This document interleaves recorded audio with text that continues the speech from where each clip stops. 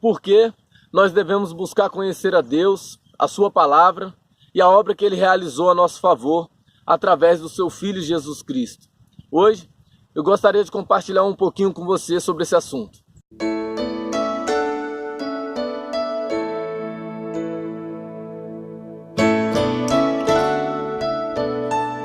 Jesus diz em João capítulo 17, versículo 3: Nisto consiste a vida eterna, que conheçam a Ti, o único Deus verdadeiro, e a Seu Filho Jesus Cristo, a quem enviaste. Em Jeremias capítulo 9, a partir do versículo 23, Deus fala através do profeta: Não glorie-se o sábio na sua sabedoria, nem o forte na sua força, nem o rico nas suas riquezas, mas aquele que se gloriar, glorie-se nisso, em me conhecer e saber que eu sou o Senhor, e que faço misericórdia, justiça e juízo.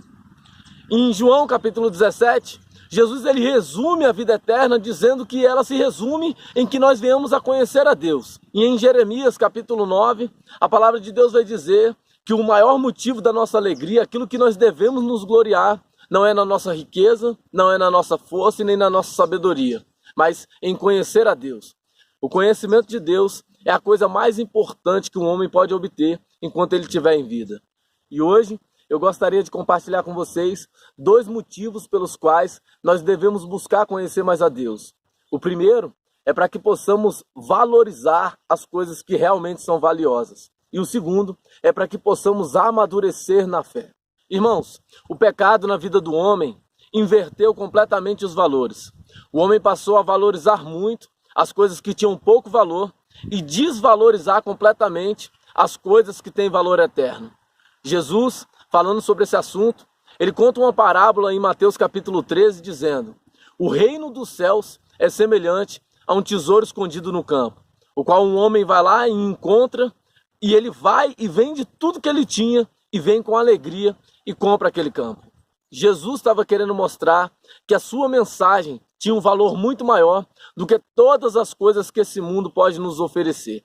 O apóstolo Paulo, na carta aos Filipenses, no capítulo 3, depois dele falar de várias coisas que ele havia obtido, que ele havia conseguido, ele vai dizer: Mas para mim, o que era lucro, isto considerei perda por causa de Cristo. Sim, deveras, considero tudo como perda por causa da sublimidade do conhecimento de Cristo Jesus, meu Senhor.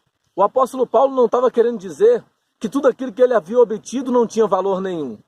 Simplesmente ele estava querendo mostrar que as coisas que ele havia obtido em Cristo, o seu conhecimento de Cristo, era infinitamente superior a todas as coisas que ele tinha antes. O mesmo princípio ele usa quando ele vai dizer: o exercício físico tem pouco proveito, mas a piedade em tudo é proveitosa.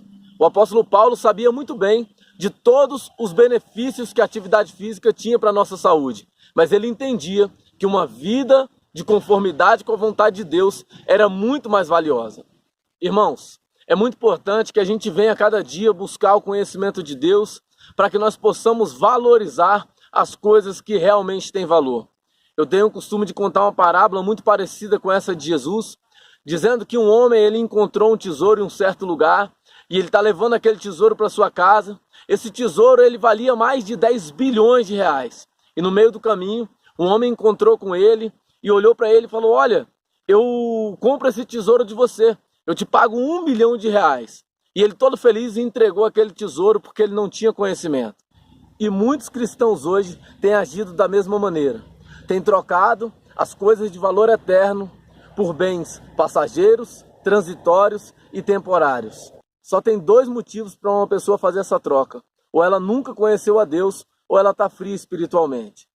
Eu gostaria de te dar 3 conselhos para que você possa buscar conhecer mais a Deus e ter intimidade com Ele, e assim você possa valorizar as coisas que realmente têm valor.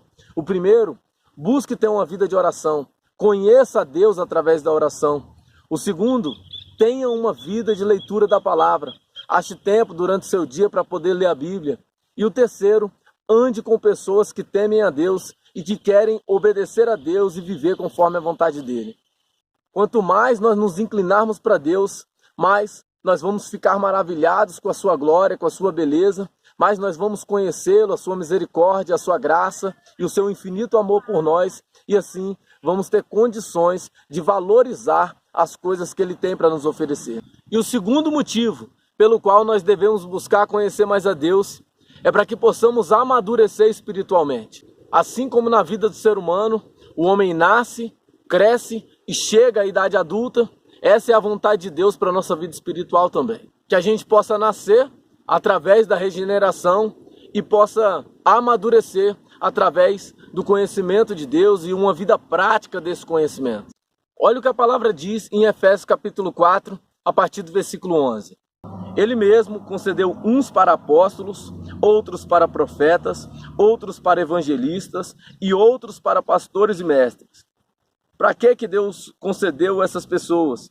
Visando o aperfeiçoamento dos santos para o desempenho do seu serviço, para a edificação do corpo de Cristo, até que todos cheguemos à unidade da fé e do pleno conhecimento do Filho de Deus, à perfeita varonilidade, à medida da estatura da plenitude de Cristo. Versículo 14. Para que não mais sejamos como meninos, agitados de um lado para o outro, levados ao redor por todo vento de doutrina, pela artimanha dos homens, pela astúcia com que induzem ao erro. Nesse texto, nós vemos claramente que a vontade de Deus é que todos nós venhamos crescer e venhamos chegar à maturidade espiritual.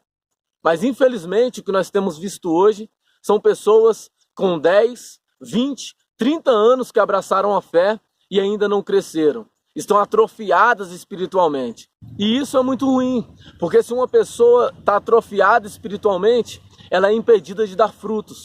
Assim como uma criança que não cresce e não chega à idade adulta, por algum motivo ela não se desenvolve, ela é impedida de ter filhos, assim também um cristão que não amadurece, que não cresce na fé, é impedido de discipular pessoas. Irmãos, infelizmente, um dos maiores motivos das pessoas não estarem frutificando e não estarem crescendo e amadurecendo na fé e buscando esse conhecimento de Deus é o amor, as riquezas e as coisas desse mundo. A minha oração pela igreja é que possamos ser tomados do conhecimento de Deus e os nossos olhos possam ser abertos e assim nós possamos valorizar as coisas que realmente têm valor e possamos viver em conformidade com a vontade do Senhor.